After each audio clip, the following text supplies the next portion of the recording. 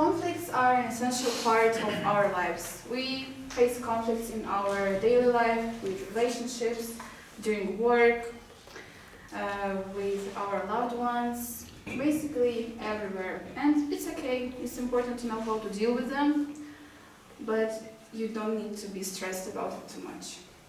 So, what do you think when looking at this photograph? Here we can see the common room, the gym, our rooms, but something else that comes to my mind is conflicts, because of course we face them even here in Alona. We can see conflicts during classes.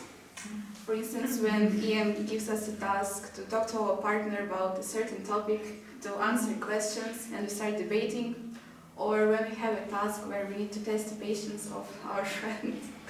And it can lead to conflicts pretty often. Another thing is trips. Of course, it's very difficult to manage the whole Comora, to make everybody go on the bus, get safely, healthy and alive to a different point in another country or just another city in Czechia. And it's a lot of work from the staff and from our students too. And we have conflicts with our roommates too, because we need to do cleaning every day, okay, every week. We also need to do the cleaning of other rooms, and sometimes there are miscommunications about, oh, I want to open the window, but no, it's kind of too cold. No, but the air is too dry. But no, it can be too humid. So we always have these problems. Sometimes Aneta can come and solve them, but is it right? Is it right to just run away from them? From the conflicts? So here I present 4 kinds of conflicts. The first one is intrapersonal. It's the one that is inside your heart, inside your soul, inside your mind. The only person that can help you with that is you and your psychotherapist. The next type of conflict is interpersonal, between 2 people. A very common one. The third one is intergroup, 3 or more people. It happens often in Comora because we are all a huge group. We all communicate with each other. For instance, when we play games and somebody loses unfairly, it can bring up a new conflict. And there is the 4th one that is called interorganizational. For instance, let's take these huge companies like KFC, McDonald's, Burger King, and other fast food chain restaurants. They all compete with each other for the customer's attention, right? They try to come up with new advertisements, with new products, new foods, new ways of how to attract people to eat this greasy food that is super unhealthy. But it's not only about huge organizations and companies. It can be between 2 large groups of people, between 2 countries, or if we start a fight, like a course, students start a fight with other students, it's going to be an inter-organizational conflict. So there's different ways of how we deal with conflicts. It always depends on the situation. So it's not that you only have this specific type of solving conflict and you only work with it. No, it's different. For instance, in this chart you can see there is the goal and there is the people. If you don't care about achieving the goal that you have set, achieving the main reason of the conflict, and you don't care about the person who you're arguing with, you're most likely to avoid the conflict. And it's alright, it happens always when we have troubles with communicating, for instance, in our families. Because we always live with our families, we know that if we go away, we're still gonna get together, so there's basically no point in solving a conflict if it keeps repeating. If we care about the goal, but we don't care about the person much, we will be competing with the person over achieving a goal. And if we care about the person, but we don't care much about ourselves and about the goal that we need to achieve, then we will be accommodating, like making things for another person so that they would be more in benefit than us.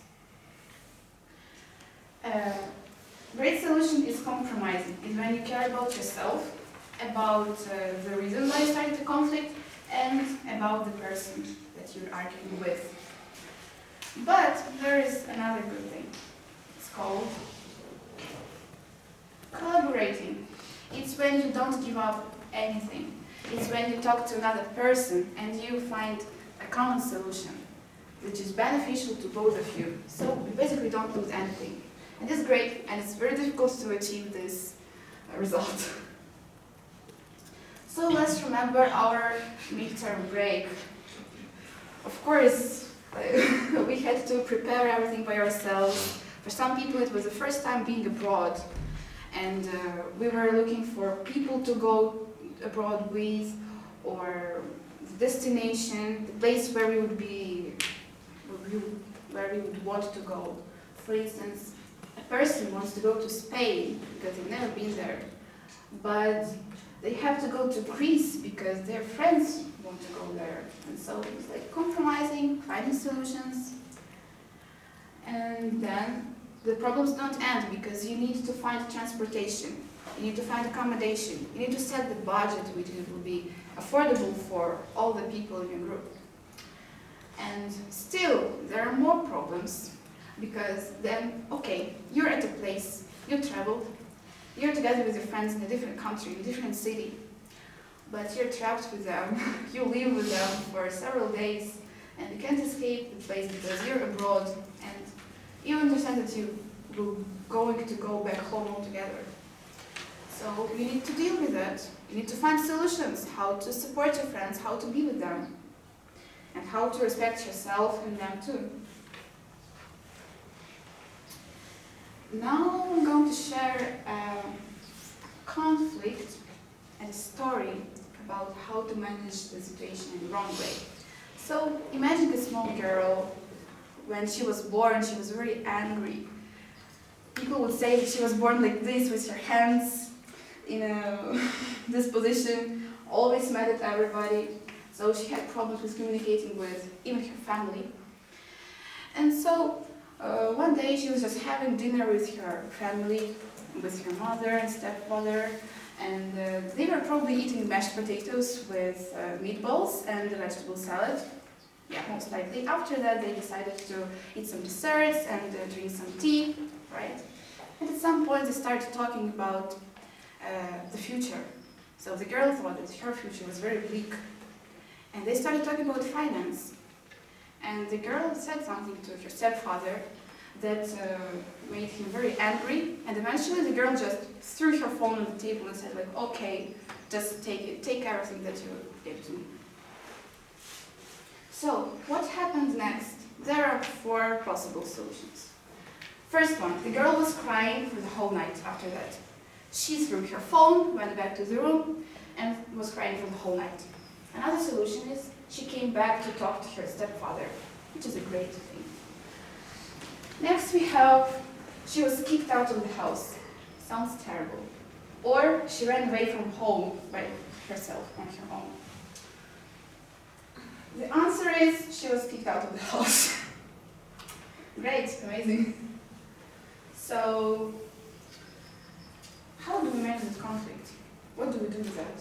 That girl was me, and this is me and my stepfather. I appreciate him, I love him. Sometimes we have conflicts. I don't even remember what I said to him that made him so angry, and that made me go to my room and cry, and then I was kicked out of the house. It was a hassle, right? Eventually, I didn't leave the house because I had nowhere to go, but in a week, I just packed all my things and went to live with my grandparents for the next 6 months. When we were not talking together and not living, the conflict disappeared, but we never solved it. It still exists. So what happened? I was playing the blame game. I never realized it until today morning that actually I was only blaming him for doing the bad things, but I was the person who threw the phone. Like, I was aggressive, and that wasn't right. The stonewalling. There's actually a third person in this conflict, and it's my mom. And it was very unfair of me to be careless about our family's relationship in general. because it would be important to solve the conflict instead of just going away and letting my mom deal with this on her own. Then there is anger. You can't let anger interfere with your emotions, with your relationships with people, because it's something that we really don't mean to say. I wouldn't do the thing, okay, if I just calmed down a little bit and took a breath. And the most important thing is avoiding. I renovated my room. I never talked to my stepfather again. I mean, I have, but for that moment I didn't talk to him for a week, and then I left the home and we didn't communicate much. It was a problem of both of us. I think that always happens in families, because we think that we will always be together, doesn't matter what happens, so we can just avoid the conflict, but it's not right. So what is anger? Anger is actually an emotion that has a lot of different emotions about it. We need to be mindful about anger, and in the moment when we feel it, it's important to take a breath, go away, calm down, and then come back. Maybe after 10 minutes or one day, you won't want to say something bad to the person that you have argued with. In the conflict, it's important to have a mediator. So, you know, in the interpersonal conflict, when there is two people, we have person A and we got person B. And it's often that they have a mediator. Like in this case, it was my mom, who would always be walking around, like trying to apologize to help us solve the conflict, make us communicate. And there is a successful example of conflict management. We all know Gilmore, right? Those people who are in conflict resolution class, they know that we often bring him up. I mean, at least we used to. There is a thing, like, I'm from Ukraine, he's from Brazil. The cultural difference is really huge, and the jokes that he would make would feel to me inappropriate and wrong. I would feel offended. And the thing about anger is that you feel anger when somebody is violating your comfort zone. And it's important to realize it. And it was my fault that I didn't say this to him, that I was offended. But after the class, I realized that I just need to talk to him, right? I just need to see the situations that happened and figure out what to do next. After that, we didn't have any conflicts anymore. And it's really great. I'm really grateful for that. So there is 3 keys of how to manage conflict. We're trying to sum up all the things that I have talked about. So the first one is vulnerability. It's when you let the other person show that you're actually also weak and that you appreciate them, that you don't want to fight.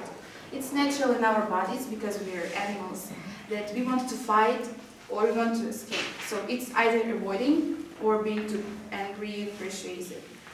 We need to find a balance, and we need to show the person that, no, we're not wild animals, we're humans. And most likely the other person will understand it, and they will also show their vulnerability towards you. And boom, that is how you solve a conflict, by showing that you really care. Another thing is accountability. It's really connected to the previous slide about vulnerability, where in this case you need to understand what you did wrong and take responsibility for it. And the third key is responsivity. You need to show the other person that you appreciate them, that you're ready to take steps forward to solve the conflict, and that you are ready to continue this relationship instead of avoiding it. There is one challenge that I prepared for you today.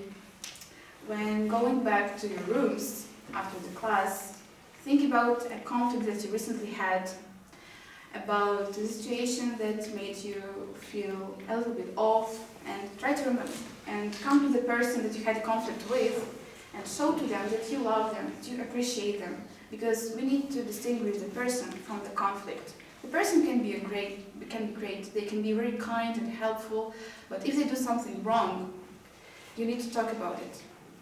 And if you feel offended, you also need to say it in words, like, express what you actually feel. So in this case, it's important to show that you really love the person, that you appreciate them, and that everything is great, and that we are ready to solve the conflict. If you're brave enough, you can really solve it. So thank you for attention.